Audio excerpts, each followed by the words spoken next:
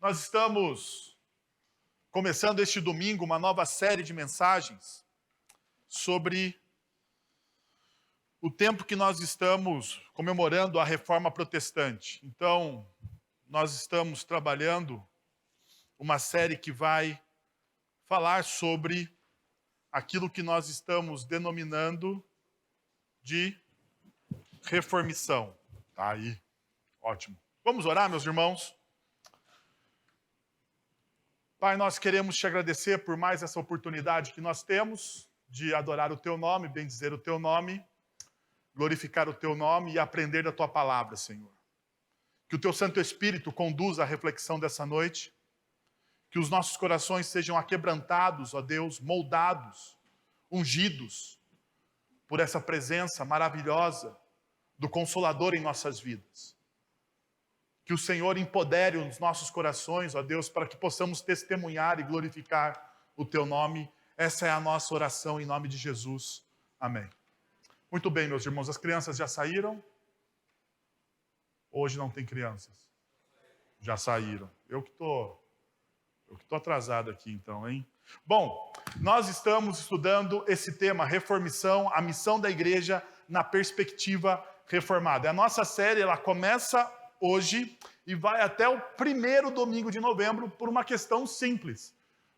Bem no final da nossa série nós temos um convidado especial, então para não fazer o convidado ficar quebrando a cabeça do que é aquilo que nós estamos pregando, nós deixamos o tema para ele livre e nós voltamos no primeiro domingo de novembro. Mas a gente vai trabalhar os seguintes temas: a missão é a razão pela qual a igreja existe, o amor é o contexto de toda a missão, as estruturas devem submeter ao Espírito Santo, a relevância para com a cultura não é opcional, a criatividade é o resultado natural da vida em Cristo. Esses são os temas, e se você está atento aos temas, e se você lê o nosso boletim, você vai perceber uma intersecção de temas.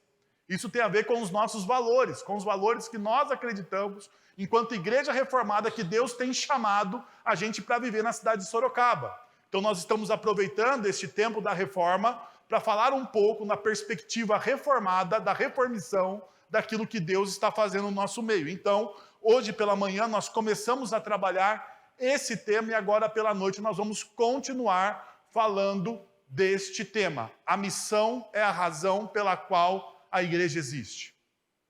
E eu sei, quando nós falamos de missão, a primeira coisa que acontece para pessoas que muitas vezes não estão envolvidas no meio eclesiástico é a chave da atenção baixar. Vai falar assim, mas o pastor veio falar sobre missão, a minha vida está toda bagunçada, eu estou precisando ouvir uma palavra de ânimo, uma palavra de esperança, e esse cara vai fazer uma série sobre esse nome, reformição, e a primeira mensagem dele é sobre missão da igreja. Esse pastor devia estar falando em uma conferência para pastores, porque esse tema seria excelente para uma conferência missionária. No entanto, deixa eu alertar você sobre uma coisa. Infelizmente, dentro da espiritualidade evangélica brasileira, e principalmente dentro da espiritualidade protestante brasileira, nós perdemos a noção exata do que é missão. E como essa missão está entranhada na identidade do povo de Deus. Ou seja, se nós somos povo de Deus, nós estamos em missão. Isso é uma realidade. A missão não é para algumas pessoas chamadas em especial para lugares distantes, porque nós pensamos isso, né? Nós pensamos que existem pessoas especiais chamadas, e nós chamamos essas pessoas de evangelistas, de missionários, e nós pensamos então que essas pessoas chamadas em especial aqui vão para lugares distantes fazer missão. Quando na realidade, a missão verdadeira começa no nosso dia a dia. A missão verdadeira tem a ver com o nosso envolvimento enquanto amigos, enquanto pais, enquanto esposas e maridos. A missão de moldar, de formar, de influenciar pessoas na direção de Cristo Jesus não é para alguns, é para todos aqueles que se chamam discípulos de Cristo Jesus. Sendo assim, perceba algumas coisas. O propósito da redenção, o propósito da obra redentiva de Cristo Jesus é criar um povo que adora. Desde o Antigo Testamento, Deus está fazendo essa obra. Quando Deus chama Abraão em Gênesis capítulo 12, Deus está fazendo essa obra. Quando Deus cria a humanidade em Gênesis capítulo 1, 2, Deus está fazendo isso. Deus está construindo um momento de adoração. E aqui tem uma outra coisa que nós precisamos desmistificar na nossa espiritualidade. Nós achamos que a adoração é este momento que a nossa banda de louvor conduziu tão bem aqui. O nosso ministério de louvor conduziu tão bem. Músicas empolgantes que falam sobre se derramar, que falam sobre todas as tribos, que falamos de ir. Então nós achamos que a adoração é este momento. E até eu mesmo erro na minha comunicação, porque geralmente eu falo, vamos para o nosso momento de adoração, vamos cantar algumas músicas. Isso é um erro de comunicação até mesmo meu. A adoração é muito mais do que isso. A adoração tem a ver com um relacionamento íntimo com Deus. Quando Adão e Eva estavam no paraíso, ou naquilo que nós chamamos de Éden, você pode chamar de paraíso, ou pode chamar de Éden, quando Adão e Eva estavam ali no formato, no começo de toda a humanidade, no começo de toda a narrativa bíblica, eles estavam desfrutando de um momento de adoração, de um momento ímpar de adoração, porque eles tinham um relacionamento direto com aquele que é a verdade e a luz em todas as coisas. E tudo o que eles faziam era adoração. Tanto que o pecado é a não adoração a Deus. Não é verdade? Como que o pecado se expressa? Ou como o pecado entra no mundo? Quando o homem e a mulher, seduzidos pelo inimigo de nossas almas, eles têm uma expressão de adoração pelo seu próprio eu. Qual que é o pecado? Vocês, quando comerem do fruto do conhecimento do bem e do mal, vocês se tornarão como deuses. Eu não vou mais precisar me relacionar com ninguém. Eu vou me bastar. O meu eu está acima de todas as coisas. Eu vou ver a plenitude do humanismo. Isso então é verdade que eu estou falando, que perceba, o segundo ponto, a adoração é central para a identidade do povo de Deus. Ou seja, enquanto nós adoramos, enquanto nós nos relacionamos com Deus, nós estamos construindo a nossa identidade como povo de Deus. E uma vida missional começa e termina com o quê? Com adoração.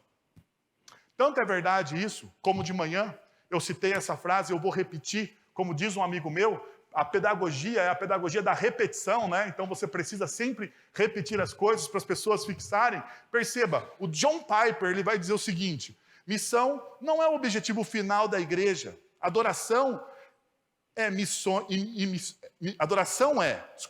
Missão não é o objetivo final da igreja. Adoração é.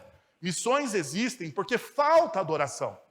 A adoração é o combustível e o alvo de missões. É o alvo de missões, porque em missões, simplesmente, almejamos trazer as nações ao ardente deleite da glória de Deus, ao ardente deleite de um relacionamento vivo com Deus. Piper está dizendo isso. E é uma verdade. As missões só existem para nós trazermos as pessoas ao conhecimento de Cristo Jesus. Então, todas as vezes que você leva alguém ao conhecimento de Cristo Jesus, você está fazendo missão. Bom, existe um texto-chave que eu gostaria de finalizar esse primeiro tema hoje com vocês, e é o texto de Mateus, capítulo 28, versos de 16 a 20. Você pode abrir aí na sua Bíblia, ou você pode acompanhar na projeção. A leitura feita aí na projeção é a leitura da Nova Versão Internacional. Olha o que diz o seguinte, o texto. Os 11 discípulos foram para a Galileia, para o monte que Jesus lhes indicara. Quando viram, o adoraram. Perceba, quando viram, alguns adoraram, o adoraram, mas alguns duvidaram. Então Jesus aproximou-se deles e disse: foi-me dada toda a autoridade nos céus e na terra. Portanto, vão e façam discípulos de todas as nações, batizando-os em nome do Pai, do Filho e do Espírito Santo, ensinando-os a obedecer a tudo o que lhes ordenei. E eu estarei sempre com vocês até o fim dos tempos. Então aqui nós temos um texto singular em todos os evangelhos. Em todos os evangelhos. Porque esse texto ele não tem texto paralelo. Ele não tem. Se você procurar uma grande comissão nos outros evangelhos, você pode achar resquícios, mas você não acha um texto tão singular, tão expressivo, tão direto quanto este. Veja, eu não sou fã desse comentarista, mas o John MacArthur, ele vai dizer o seguinte, ele diz o seguinte, e eu tenho que concordar. Independente do mensageiro, às vezes o mensageiro pode errar, mas ele pode estar falando a verdade. Olha só, Mateus 28, de 16 a 20, é o clímax e o principal ponto focal, não apenas deste evangelho, mas de todo o Novo Testamento. E não é exagero dizer que, em seu sentido mais amplo, é o ponto focal de toda a Escritura, Antigo Testamento, bem como do Novo. O texto que nós lemos é um ponto focal. E por que é um ponto focal? Lembra-se de Gênesis capítulo 12?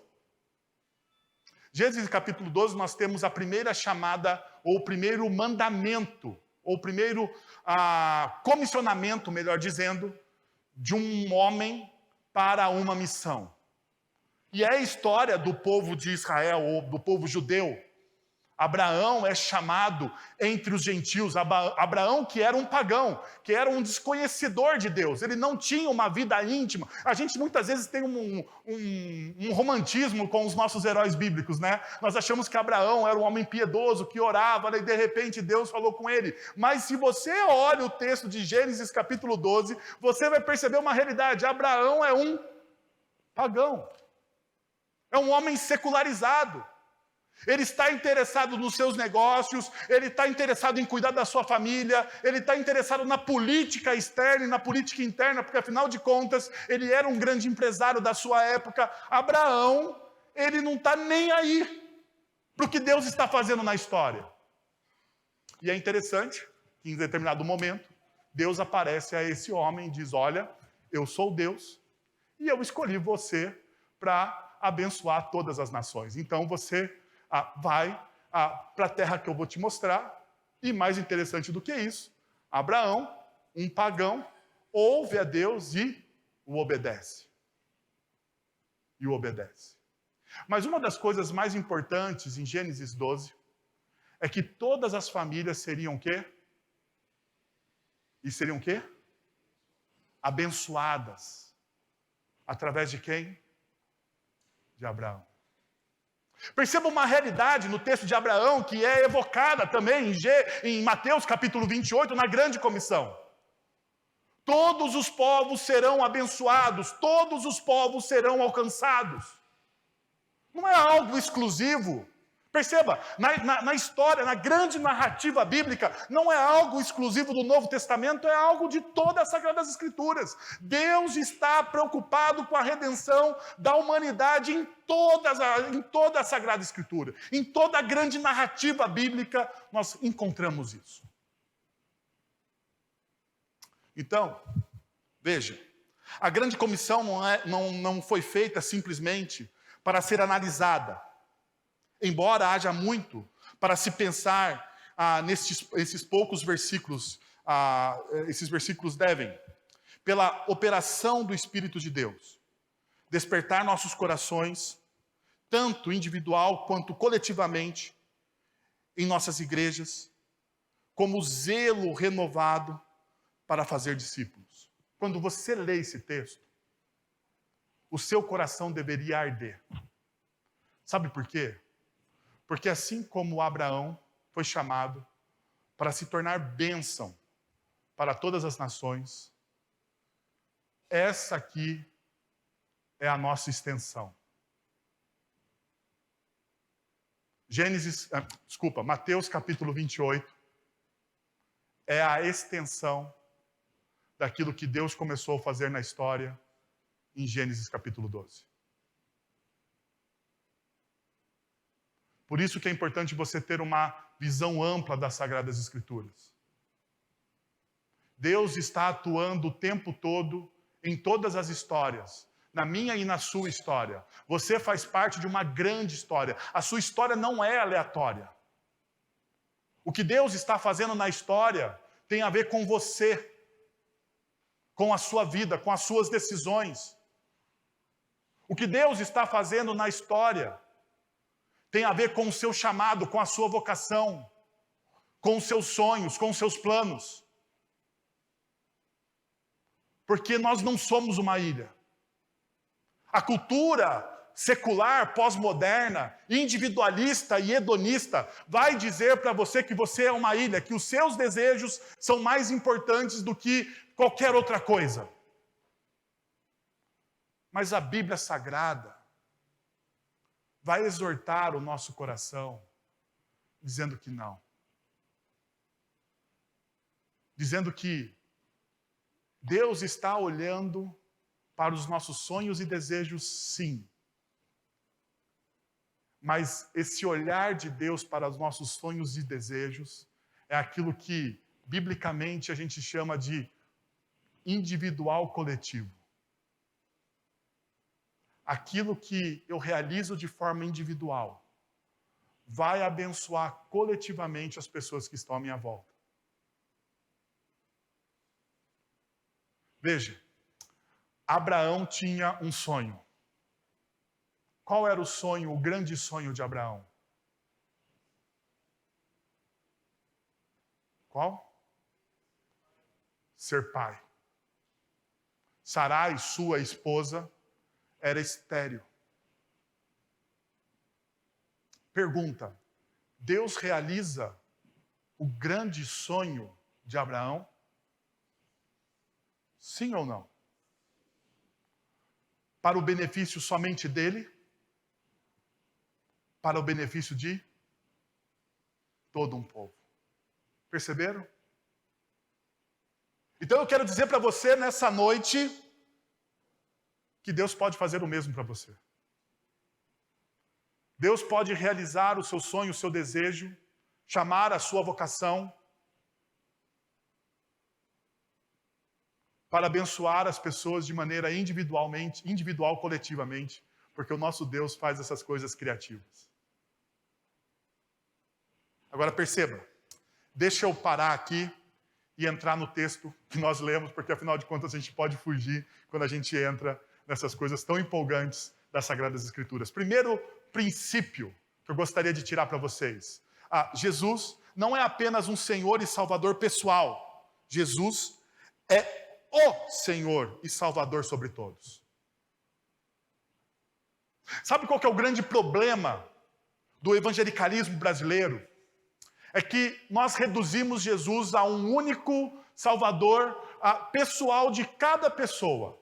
Então, cada crentinho se torna um reizinho. Não é assim que as pessoas fazem nessas teologias meio confusas? Eu não sou o rei, mas eu sou o filho do rei. Talvez você já tenha ouvido esse chavão evangélico por aí.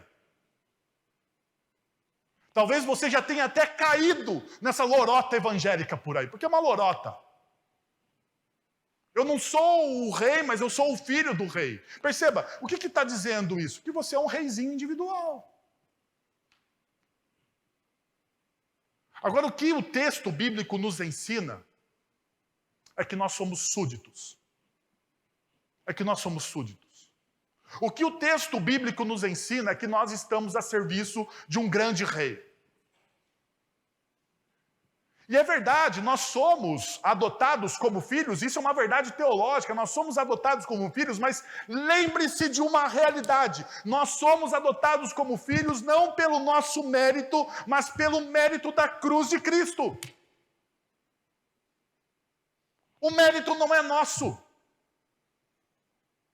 O mérito é de Cristo. Então você se torna filho por adoção. Mas ainda assim, mesmo sendo filho, e todo filho de um rei, ele tem a identidade de filho, mas ainda é o quê? Um súdito do rei. Ele está debaixo das ordens do rei. Então veja o que Jesus diz no verso 18. Então Jesus aproximou-se deles e disse: foi-me dada toda a autoridade nos céus e na terra. É interessante que o verso anterior, 16 e 17, diz que os discípulos vão ao encontro de Jesus e alguns adoram a Jesus, mas outros têm o quê? Dúvida. Uma das perguntas que eu faço sempre é: será que Jesus sabia que as pessoas estavam com dúvida a respeito da sua divindade ou a respeito do seu poder? E a resposta óbvia é que sim. Jesus sabia que algum daqueles homens, perceba, Jesus sabia que algum daqueles homens que viram todos aqueles milagres, que contemplaram o Cristo ressuscitado anteriormente, esses homens, apesar de ter contemplado toda aquela história, ainda assim duvidavam. Ainda assim duvidavam. Mas uma das coisas mais interessantes que esse texto também me ensina, que apesar das nossas dúvidas, Deus não nos descarta. Olha só que interessante. Jesus poderia chegar aqui e falar assim: olha só, eu sei que algumas de vocês aqui estão duvidando, por favor, saiam daqui. Saiam daqui porque vocês que duvidam não fazem parte do meu povo. Porque, afinal de contas, eu sou o Deus encarnado. Vocês me viram morrer, vocês me viram ressuscitar, vocês estiveram. Pega o texto de Mateus 28, um anjo desce do céu, tem coisas pirotécnicas, tem coisas miraculosas sendo feitas. Jesus acalma os ventos do mar, Jesus multiplica os pães, Jesus ressuscita os mortos, Jesus cura os leprosos, e esses homens viram tudo. Tinha o porquê duvidar? Seja sincero. Tinha o porquê esses caras duvidarem de Jesus?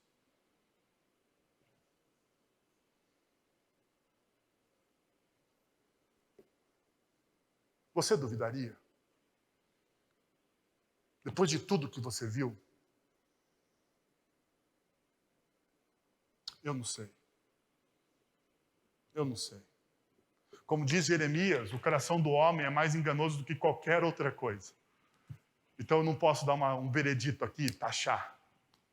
Talvez eu seja um daqueles que duvidem. Mas uma das coisas mais maravilhosas desse texto, que revela a graça de Deus e o amor de Cristo Jesus pelos seus discípulos, é que ele não descarta aqueles que duvidam. Ele não descarta. Apesar do texto de Mateus, e Mateus ter essa perspicácia de avisar que alguns duvidaram. Perceba, Jesus não fala absolutamente nada sobre isso. Por quê? Deixa eu te dizer uma coisa. A dúvida faz parte da vida de homens e mulheres que têm fé. A dúvida faz parte da vida de homens e mulheres que têm fé. O medo faz parte da vida de homens e mulheres que têm fé. A ansiedade faz parte da vida de homens e mulheres que têm fé. Faz parte. Mas a boa notícia é que Deus não descarta você na pessoa de Cristo.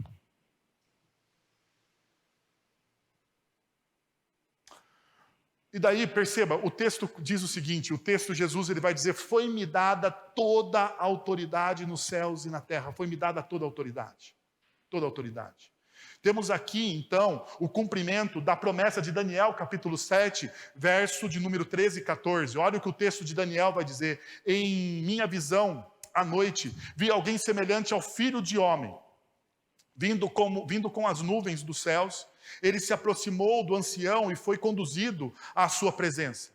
Ele recebeu, e aqui é o Messias, aqui é aquele que é esperado, escolhido, chamado, o próprio Cristo. Ele recebeu autoridade, glória e o reino, todos os povos, nações e homens, de todas as línguas o adorarão.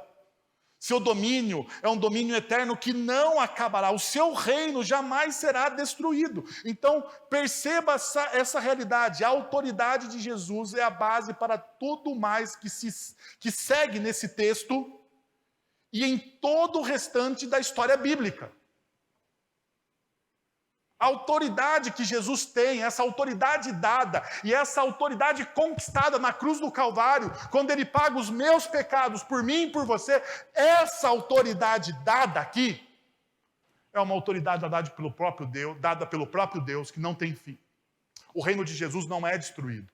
O reino de Jesus não é subvertido. O reino de Jesus já está conquistado na cruz do Calvário. Tanto é verdade que o apóstolo Paulo, em Filipenses, capítulo 2, versos de 9 a 11, ele vai dizer: pelo que também Deus o exaltou sobremaneira, ele deu o nome que está acima de todo nome, para que ao nome de Jesus se dobre todo o joelho, nos céus, na terra e debaixo da terra, e toda língua confesse que Jesus Cristo é o Senhor, para a glória de Deus Pai. O mesmo apóstolo Paulo, em Colossenses capítulo 1, ele vai dizer: ele é a imagem do Deus invisível, o primogênito de toda a criação, pois nele foram criadas todas as coisas, nos céus, na terra, as visíveis e as invisíveis, sejam tronos ou soberanias, poderes ou autoridades, todas as coisas foram criadas para ele e por intermédio dele, do Cristo.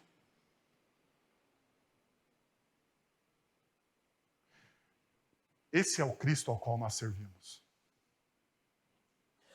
Quando Jesus ele vai dizer que ele tem autoridade, ele está fundamentando o seu reinado. Ele está dizendo sobre o que ele tem autoridade. Agora, perceba uma coisa. Sabe qual que é o problema quando nós reduzimos o nosso Cristo a um Deus pessoal? Nós tiramos a autoridade dele. Sabia? É uma verdade. Quando você reduz o seu Cristo, ou o Cristo da Bíblia, melhor dizendo, o Cristo que as Sagradas Escrituras revelam, a um Deus pessoal, a um Salvador pessoal, a um Senhor pessoal, você o reduz. Sabe qual que é o problema de você reduzir Cristo? É você limitar o poder dele. Então a gente limita o poder do Cristo. Porque afinal de contas, ele está ao meu serviço. E se ele está ao meu serviço, ele faz aquilo que eu acho que ele deve fazer. Então, perceba, a visão do Cristo que está ao meu serviço, esse falso Cristo, esse Cristo genérico, que muitas vezes nós vemos sendo pregado por aí, ele tem uma visão limitada. Por quê? Porque ele está a serviço da minha visão, daquilo que eu entendo, daquilo que eu vejo. E esse Cristo que está ao meu serviço, que tem uma visão limitada, ele não é soberano sobre todas as coisas. Porque ele só age. Olha só que absurdo nós fazemos. Olha só que absurdo a nossa espiritualidade evangélica propaga. Que o Cristo só age quando eu oro. Ou quando eu determino alguma coisa. Ou quando eu repreendo.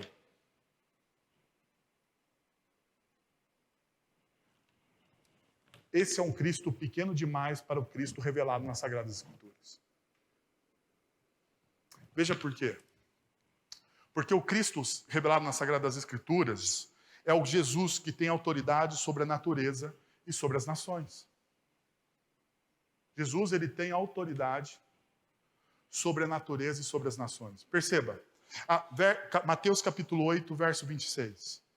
Ele perguntou: por que vocês estão com tanto medo, homens de pequena fé? Então ele se levantou e repreendeu os ventos e o mar, e fez-se completa bonança. Toda a natureza se submete ao Cristo que criou todas as coisas. Por isso que o apóstolo Paulo vai dizer que ele é o primogênito de toda a criação. Por isso que o apóstolo Paulo vai dizer em Colossenses que ele é a imagem do Deus invisível e que todas as coisas foram criadas por intermédio dele. E se todas as coisas foram criadas por intermédio dele, todas as coisas estão submissas a quem? A ele. Inclusive a natureza. Mas não só a natureza, mas também as nações. O livro de Apocalipse, capítulo 7, verso de número 9, vai nos dar essa visão. Depois disso, olhei e diante de mim estava uma grande multidão que ninguém podia contar. Todas as nações, tribos, povos e línguas em pé diante do trono do Cordeiro, com vestes brancas e segurando palmas. Eles estavam saudando o grande rei, adorando o grande rei. Eles estavam diante do trono do Cordeiro. O mesmo acontece, perceba, nós acabamos de ler o quê? O texto de Daniel. E no texto de Daniel, as nações adoram quem? O Cordeiro, o Cristo.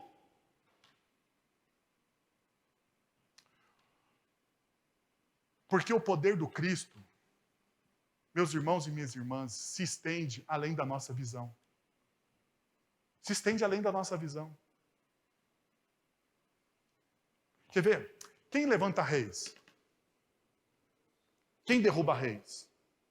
Quem levanta governantes? Quem derruba governantes? Se você acha que isso é aleatório na história, você está subestimando o poder do seu Cristo. Ou o seu evangelho é muito humanista. Porque você está diminuindo a soberania. Perceba, toda vez que a gente tenta moldar Cristo, a nossa imagem e semelhança, nós estamos diminuindo Ele. Ainda, o texto bíblico nos ensina que Ele tem autoridade sobre as doenças e sobre os demônios. Percebam o que o texto vai dizer. Mateus capítulo 4, versos 23 e 24. Jesus foi por toda a Galileia, ensinando nas sinagogas deles, pregando as boas novas do reino e curando todas as enfermidades, doenças entre o povo.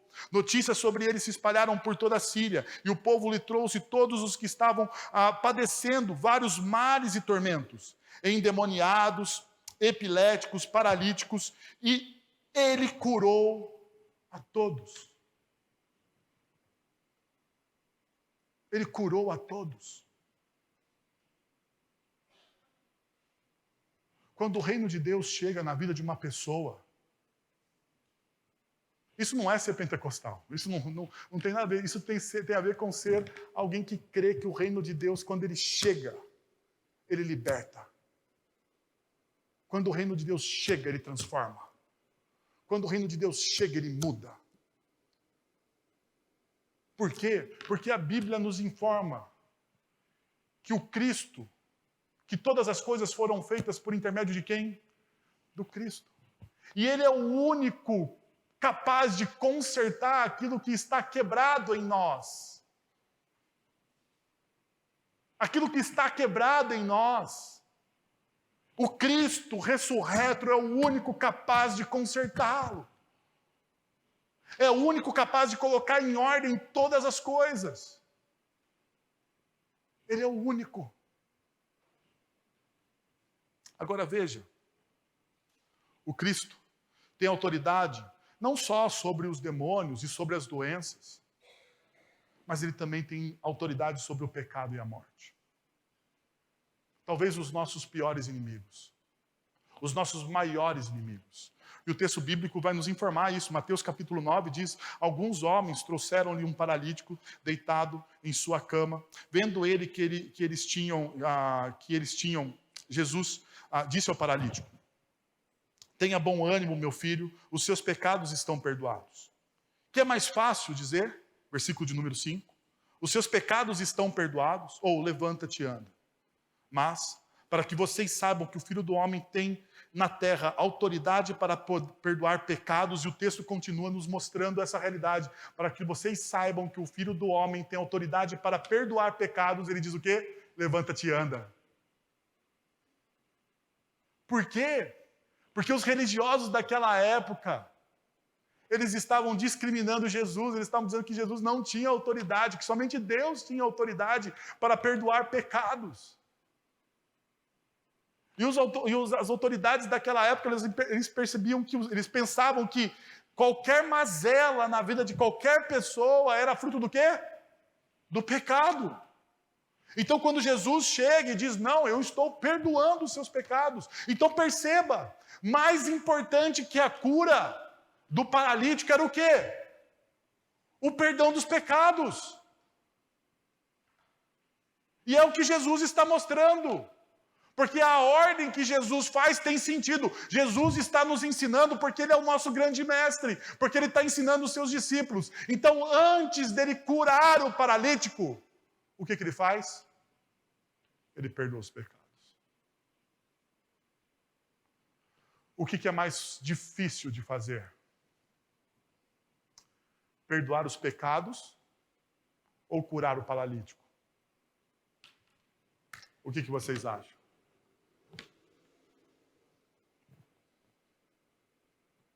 O que é mais difícil de fazer? Você não tem uma ideia? Eu sei que vocês são mais inteligentes do que eu. Bom, se você não vai arriscar com medo de ser mais inteligente do que eu, deixa eu te dizer uma coisa. Perdoar pecados era impossível. E era atribuído somente a Deus. Porque exigiria um sacrifício de sangue. Nenhum homem poderia fazer aquilo, a não ser o próprio Cristo. Por isso que Cristo vai para o Calvário e morre pelos nossos pecados. Por isso que Ele ressuscita ao terceiro dia, e aqui está a grande chave da virada. Porque ao ressuscitar ao terceiro dia, Ele não só perdoou os nossos pecados com o seu sacrifício, mas Ele venceu o que também? A morte. Ele venceu a morte. E olha, eu não sei você, mas todo mundo tem medo da morte. Eu sei, é a coisa que mais certo nós temos. Se você não sabe, se ninguém te falou, deixa eu te dizer nessa noite algo que talvez choque você. Você vai morrer se Jesus não voltar antes disso. Essa é uma experiência que você vai ter. Eu só não sei quando. Não é verdade?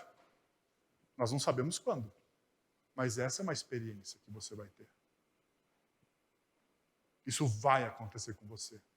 Você pode tomar qualquer coisa, você pode fazer exercício, você pode tomar whey protein, você pode ter uma vida vegana, que nem o Guilherme, tentando se livrar dos males da carne. Você pode fazer o que você quiser. Pode fazer cirurgia plástica, pode fazer lipo, pode fazer o que quiser, pode diminuir o nariz, aumentar a testa, pode fazer o que você quiser. A verdade é uma só. É inevitável. A não ser que você tenha Cristo. Porque todos aqueles que morrem em Cristo vivem para Deus. Essa é a verdade. Porque Cristo venceu o pecado por nós. Essa é a verdade. Porque Ele ressuscitou ao terceiro dia. Essa é a verdade. E Ele tem, então, essa autoridade. E Jesus, Ele tem autoridade sobre as nossas vidas. Jesus, Ele tem autoridade sobre nossas vidas. Deixa eu te dizer uma coisa. A sua vida, que você acha que é sua, não é sua. É do próprio Deus.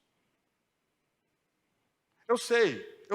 A cultura que nos cerca, a cultura secular, televisão, Netflix, novela da Globo, seja o raio que o parta que você assista, eles ensinam uma única coisa para você. Que a sua vida é sua. E se a sua vida é sua, minha vida, minhas regras. Não é isso? É isso que a nossa cultura ensina. Então eu vou fazer da minha vida o que quiser. Deixa eu te lembrar uma realidade. A Bíblia vai me ensinar uma coisa, que todo o fôlego da vida, que toda dádiva, que todo dom, que tudo aquilo que nós possuímos, se existe alguma virtude, benevolência, bondade e beleza, elas provêm de um Deus Criador. Tudo aquilo que é belo provém de um Deus Criador. Ele deu isso a você. Ou melhor, Ele emprestou isso a você. E diante dessa realidade, Jesus, então, em Mateus capítulo 16, vai ensinar os seus discípulos. Então Jesus disse, perceba, aos seus discípulos. Jesus não está falando com a multidão. Jesus está falando com quem? Com aqueles que seguem Ele. Se alguém quiser acompanhar-me, negue-se a si mesmo, tome a sua cruz e siga-me. Pois quem quiser salvar a sua vida, a perderá. Mas quem perder a sua vida por minha causa, a encontrará. A lógica invertida do evangelho é que você, para ganhar, você precisa perder. Que para ganhar, você precisa entregar. Eu sei que isso subverte toda a nossa lógica. Toda a lógica do nosso mundo é você, meu. Eu preciso ganhar o tempo todo. E nós parecemos, então, crianças mimadas. Já perceberam? Como a modernidade, como esse mundo digital tem feito mal a nós. Por exemplo, vou contar uma experiência para vocês. Eu não gosto de fila. Não gosto. Quem gosta de fila aqui? Ficar numa fila. Hoje, para cumprir o meu dever cívico, fiquei numa fila 1h30. 1h30 para votar no miserável. Não vou revelar meu voto aqui. Mas 1h30. O voto é secreto, certo? Não me pergunte. 1h30 para ficar lá. Celular, olhando, tal. Gente batendo foto. Gente de verde e amarelo para tudo quanto é canto. Parecia a final da Copa do Brasil. Negócio louco. Mas eu odeio fila. Eu lembrei do banco. Quem gosta de ir no banco? Eu odeio o banco. Mas pense o seguinte.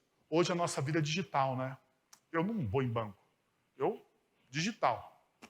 Celular. Você também talvez seja assim.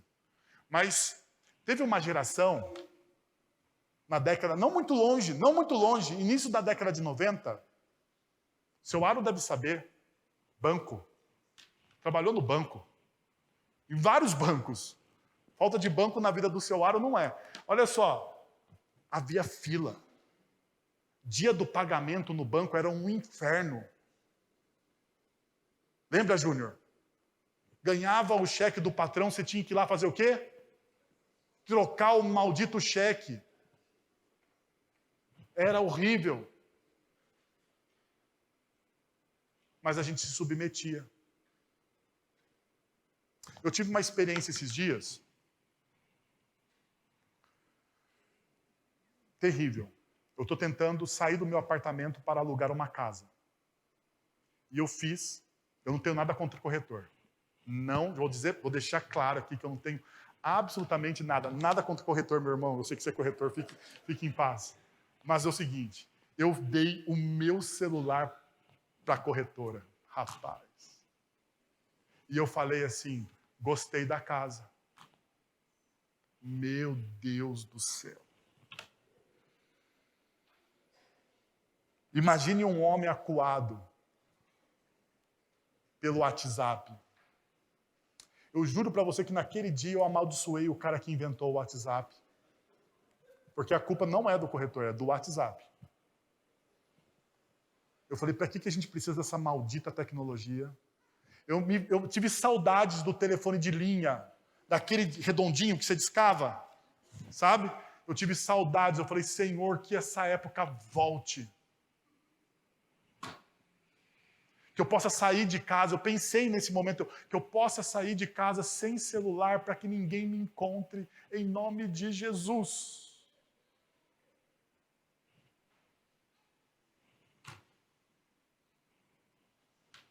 E eu percebi uma coisa, que toda essa modernidade fez mal para mim, porque eu acho que eu sou dono da minha vida. É o meu celular, é a minha agenda, as minhas coisas. E eu não estou a fim de perder para ninguém.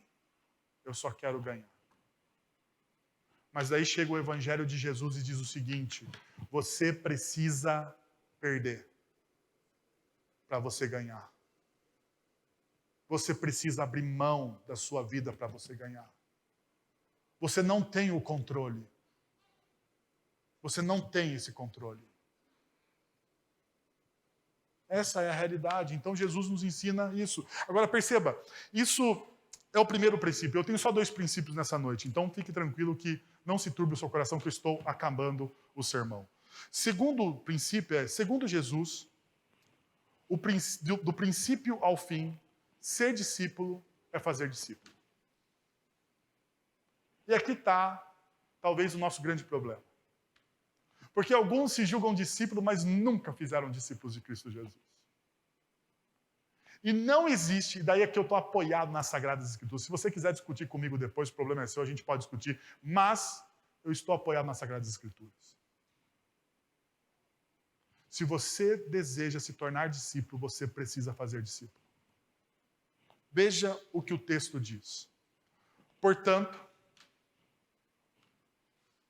Jesus diz, toda autoridade me foi dada nos céus e na terra. Não foi isso que ele disse antes? Ele apoiou tudo o que ele vai falar depois sobre o quê? Sobre aquela afirmação. Ok? Que nós acabamos de ver que Jesus ele tem autoridade sobre todas as coisas. Que a extensão da autoridade de Jesus é abrangente. Daí Jesus está dizendo assim, diante daquela afirmação que eu fiz no passado ali, ouvindo agora há pouco vocês, portanto, vocês vão e façam o quê? Discípulos. Todas as nações, batizando-os em nome do Pai, do Filho e do Espírito Santo, ensinando-os a obedecer tudo o que eu lhes ordenei, e eu estarei sempre com vocês até o fim dos tempos. Perceba. Então, portanto, vocês vão e façam discípulos. Fazer discípulo é a moldura do Evangelho de Mateus. Sabia disso? O Evangelho de Mateus, ele começa com um chamado as pessoas a fazerem discípulos e termina com o mesmo chamado. Porque Mateus, ele tem o capítulo 1, 2 e 3 como uma introdução da vida de Jesus. E Mateus vai ter a genealogia, vai ter alguns fatos que os outros evangelhos não têm. Mas a partir do capítulo 4 começa o quê? O ministério de Jesus. Então, saca só, capítulo 4, versos de 18 a 20, o texto diz o seguinte: andando à beira do mar da Galileia, Jesus viu 2 irmãos. Simão, chamado Pedro, e seu irmão André. Eles estavam lançando redes ao mar, pois eram pescadores. E disse Jesus, sigam-me, e eu os farei pescadores do quê? De homens. Olha que beleza. Discípulos que geram discípulos. No mesmo instante, eles deixaram as suas redes e o seguiram. Agora veja. Indo adiante, viu outros 2 irmãos. Jesus gosta de irmãos. Esse é um texto que a gente pode dizer, né? Tiago, filho de Zebedeu, e seu irmão o quê? João. Eles estavam no barco de seu pai, Zebedeu, preparando suas redes. Jesus os chamou.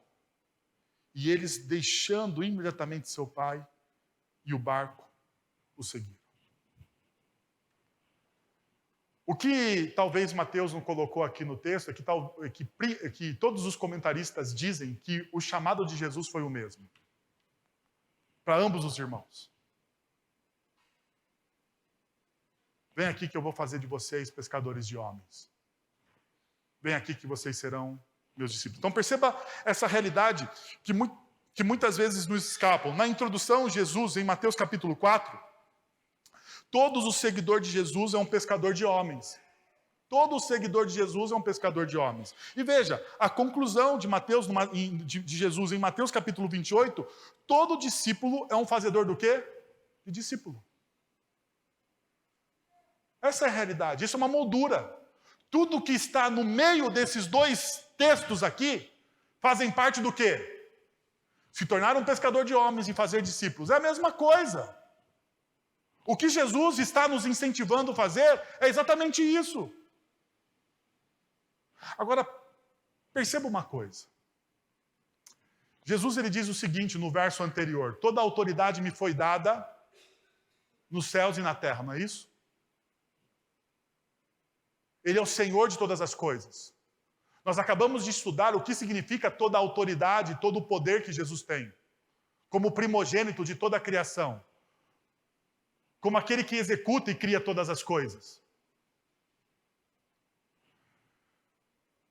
Se eu creio que Jesus tem toda a autoridade, a minha única opção é o quê?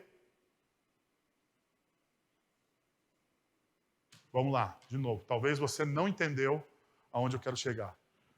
Se Jesus diz, e como nós estudamos hoje, que ele tem toda a autoridade dada por Deus, conquistada na cruz do Calvário, pelo seu sacrifício, e por isso ele está sentado à direita do Deus Todo-Poderoso.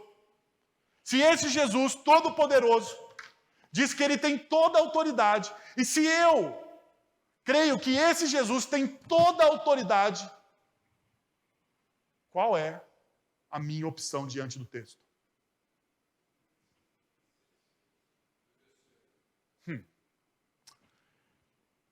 Existe um imperativo aqui. Façam discípulos. Lembra do imperativo da manhã? O imperativo imediato. Vocês creem que eu sou quem eu digo ser? Se vocês creem que eu sou o Cristo, então façam discípulos. Façam discípulos. Façam discípulos. Façam discípulos. Agora, sabe qual que é o problema? O problema é esse aqui, que o Dawson Trotman, ele vai dizer o seguinte, o Dawson Trotman, que é o fundador dos Navigators, ele vai dizer o seguinte: a maldição de hoje é que estamos muito ocupados. Não estou falando sobre estar ocupado ganhando dinheiro para comprar comida. Estou falando sobre estar ocupado fazendo coisas cristãs. Sabe uma coisa que eu acho que acontece em igrejas? Nós estamos ocupados fazendo coisas bonitinhas cristãs, mas nós não estamos envolvidos na missão.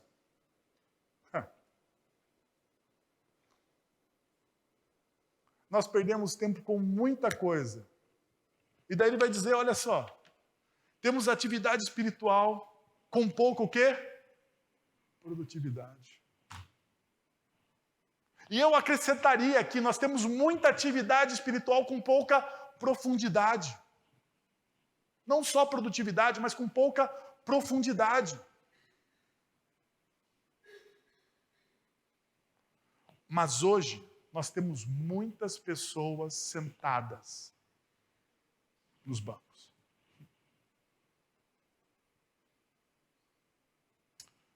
É possível, meu irmão e minha irmã, você passar 10, 15, 20 anos em uma igreja e você nunca ter levado uma pessoa a Cristo Jesus. Você é um discípulo estéril. Nos evangelhos, tem uma história um pouco cruel. Talvez você lembre. Jesus está com seus discípulos. De longe ele vê vocês lembram? Uma figueira bonita, frondosa, cheia de folhas. A figueira. Quando Jesus chega próximo, não tem o que na figueira? O que acontece? O que acontece? Pode falar. O que acontece, Guilherme? Jesus amaldiçoou a figueira. Por que ele amaldiçoou a figueira? Porque ela parecia, mas não. Ela parecia que tinha, mas não. Tem muito crente que parece crente, mas não tem fruto nenhum. Nunca levou ninguém a Cristo Jesus. Fala como crente, cheira como crente, se veste como crente, anda como crente, mas nunca manifestou o reino.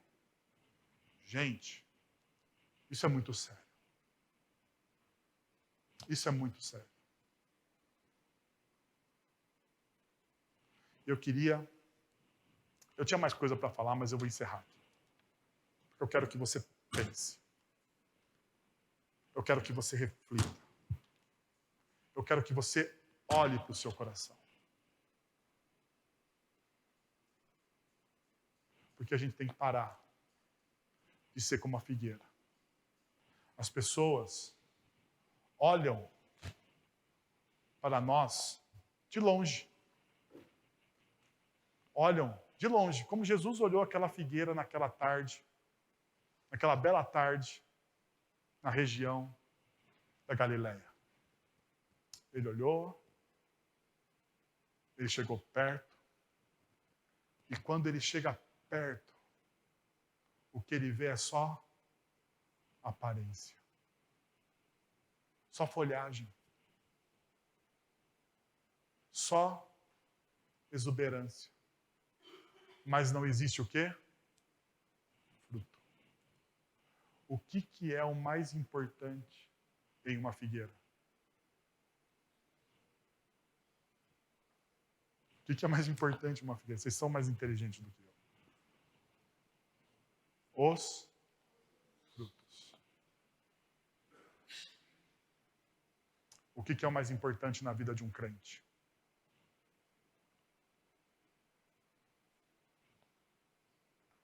Os frutos. Quais são os seus frutos?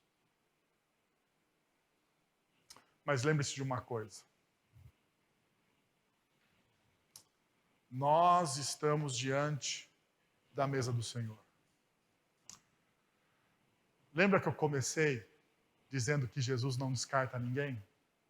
Vocês lembram disso? Pessoas falhas, com medos, com dúvidas, que muitas vezes não adoram. Talvez seja o momento de você voltar. Talvez seja o momento de você reconsiderar.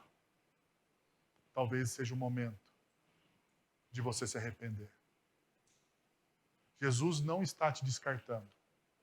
Jesus está abrindo uma porta, uma janela de oportunidade para você. Que tal você entrar? Que tal você passar? Quero convidar você a fechar seus olhos. Enquanto você fecha os seus olhos e abaixa sua cabeça para orar, os meus irmãos e amigos presbíteros, eu quero convidar para chegarem à frente, porque vamos servir a ceia do Senhor ao povo de Deus.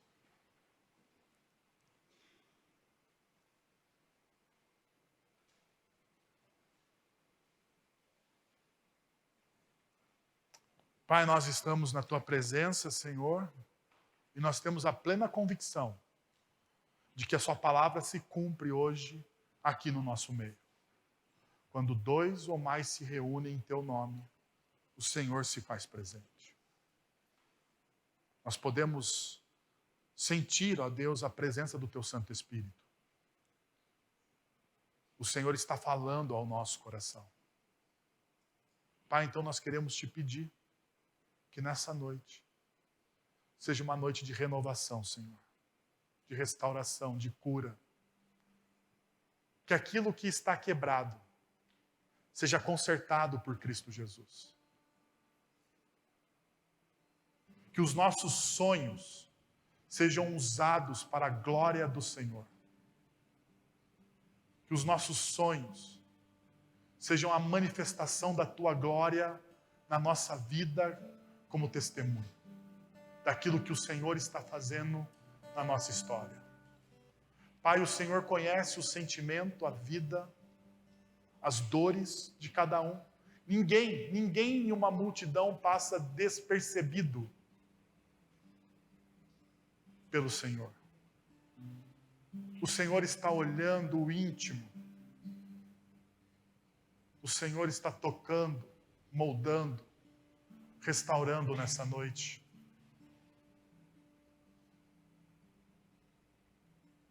Obrigado, Senhor, por aquilo que o Senhor está fazendo aqui. Louvado seja o teu nome, Senhor, pela ação poderosa do teu Santo Espírito. Pai, nós queremos te agradecer por tudo que o Senhor fez nessa noite, Senhor. Nós experimentamos da tua graça. Louvado seja o nome do Senhor, ó Deus. A ceia, ele é esse momento de reconciliação, de cura, de consagração. É nela que nós sabemos que somos amados no Senhor, ó Deus. Esse é um sinal visível de uma graça invisível. Nós te louvamos, Senhor. Agora, meus irmãos amados em Cristo Jesus, que o amor de Deus e Pai esteja sobre vocês, que a graça salvadora de Cristo Jesus o proteja, que o conselho, o poder e a ação do Santo Espírito de Deus estejam sobre vocês agora e pelos séculos dos séculos. Amém. Deus abençoe.